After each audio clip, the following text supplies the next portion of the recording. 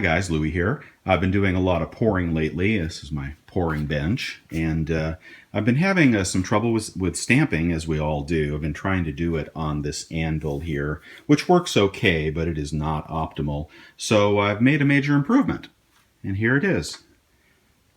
Yeah, the city was throwing away these logs. They chopped them into bite-sized chunks. I think that's redwood. And so I took that and brought it home and mounted it to this old chair that my wife was throwing away. And I also harvested the leather, again, for stamping and polishing. But Native Americans have used stumps like this for ages to do their tool work and their stamping work. You can carve impressions into them that a piece of silver can sit into when you stamp it. For example, if you were pouring a skull and it had an unusual face but a flat back, you could carve the skull face into this, drop it in here, and stamp that securely. So it's quite heavy. It's not going anywhere, but I think that'll be a big improvement to my stamping and other jewelry making activities. I know it doesn't look like much, but I think that's going to work out. Yeah, so I thought you guys might want to know that. I learned this from a jewelry maker in a class. She had mounted hers to an old the base of an old barber chair, and it rolled around, which would be really optimal and really strong. This thing is not quite as strong as I would like it to be, but anyway, and I think I'll be able to sit down stamping too. So looking forward to that. Just an idea that if those of you have room and the inclination and want to try this, but get somebody to help you lift that log. It's pretty heavy. Okay, Louie signing out. Hey guys, Louie here at the silver pouring bench, and about to make a new bottle cap. No, I'm about to drink a beer. We'll save that bottle cap. I had a request from way deep inside for a 4-ounce bar, so I thought he would enjoy watching me pour it. I pour some of my stuff into old-fashioned cast iron molds. This is a very simple mold, pretty easy to get, but sometimes I use more exotic old molds like that one there. I've made a couple of these bars from this mold. Cool, huh? That's ancient. That's actually a lead pouring mold, but it works well for silver. And then sometimes I use, let me dig in. Well, I don't have to dig in here too far, but I use molds that are used for cornbread. This one here has cars, planes, trains, automobiles, if you can see that. So it's getting a little dark. And here is my shot. I'm using this old Tropicana can because it works well. Unfortunately, I'm getting really low on shot. Here's something else I use, which is this little medicine dispenser.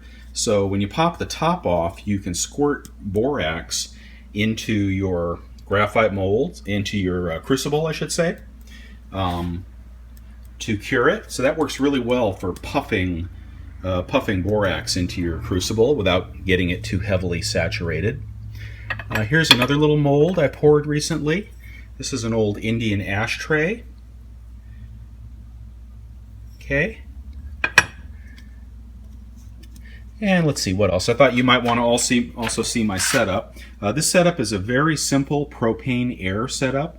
It draws propane from a barbecue tank just like this and mixes it with air with this combination valve. And then, of course, there's multiple tips for the torch. I've recommended this to a couple of pourers, and the best benefit is that it is both hot and this setup was cheap. This was $59, believe it or not. They're up to about $130 now, but it's one of the cheaper torches you can buy, and it's quite hot when coupled with the little igloo that I pour in. This is made out of fire bricks. So you stack up the fire bricks and you make a little house, and inside is your crucible. This is when I'm warming 3, 4, 5, 10 ounces. What I will often do is put a second MAP gas. I'll put a MAP gas in the side, and then I will shoot the propane oxy mix into the front. And that tends to keep it hotter and a little easier to keep liquid. So without further ado, I'm going to pour this 4-ounce bar. I'm kind of losing my light, so bear with me if I can make this happen. Thanks, everybody. Okay, guys, we're getting ready to go. The first thing you want to do with these long crucibles is make sure that they're level, because just a little bubble off level and you got big problems. That's why I had to scrap the last one, is that it got a little lopsided. So we're going to do the level one way. That looks great. And I actually need a smaller level because this one is a little awkward.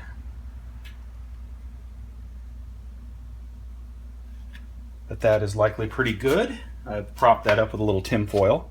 Okay, so we are set to boogie. Let's go ahead and pour a 4-ounce bar. This is the Life and Health bar.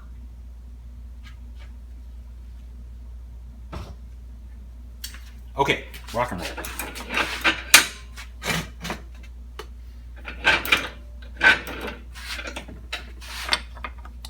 And go, go, go. Oh, I need my gloves. I'll condense some of this for you guys if the video holds out.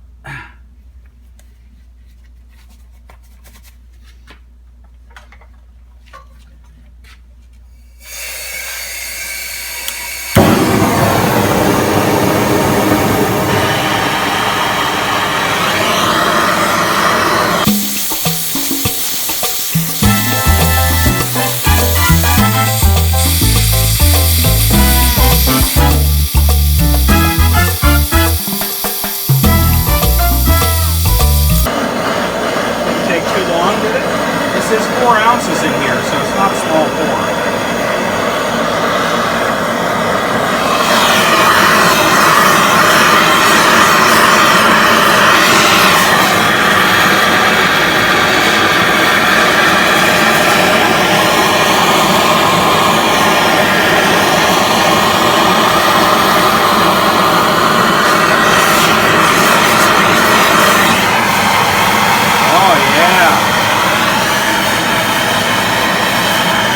Turned out nice. That turned out nice. I love the ripples on that bar. I hope I'm still taping, because that was impressive. Hopefully it's not off center.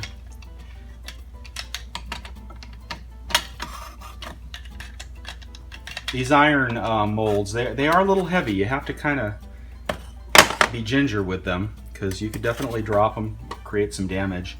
But let me show you the raw thing before I quench it. I'm sure you can't see that. Let me go ahead and quench it. And as you know, with the Life and Health bars, I'm going to stamp them with the Navajo stamps, with the vines motif, which is a Native American symbol of life, and I really enjoy doing that. So let's see if we can get you a good view of what's going on here. Forgot to mention I'm wearing the appropriate t-shirt. Never showed you this. That's my Jaeger shirt. I like to wear it when I pour sometimes. So let's see if we can get you a good look at the raw Life and Health bar. Whoa, look at that. Look at those pour lines. I love these long bars. I bought this mold to make silver Indian cuffs, which I will do eventually. I'm still looking for a rolling machine. So I can't weigh it in here. Hopefully it's 4 ounces, but that looks great. And WDI, that's for you.